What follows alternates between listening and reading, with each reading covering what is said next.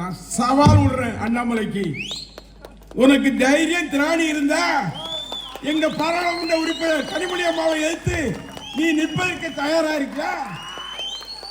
நின்னுட்டு நீ டெபாசிட் வாங்கிட்டானா நாங்க அரசியல் விட்டு போயிடுறோம்.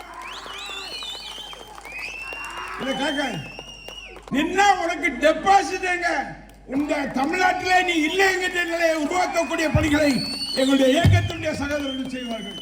பாராளுமன்றத்தில் பேசுகின்ற போது தமிழிலே பேசுகின்ற போது அவன் சொல்கிறான் இந்தியில பேசுங்கிறான். உடனே என்ன சொல்றான்? எனக்கு தமிழ் தான் தெரியும், தமிழ் தான் பேசுவேன். யார் சொல்ற? அடிதான் பாருங்க, பார்லிமெண்ட் அடி. எனக்கு தமிழ் தான் அப்படின்னு பேசினாங்க. இந்த இயக்கத்தை வீழ்த்தி விடலாம் என்று பிஜேபி கனவு காண்பிட்டு சில மந்திரிகளை அமலாக்கத்துறை,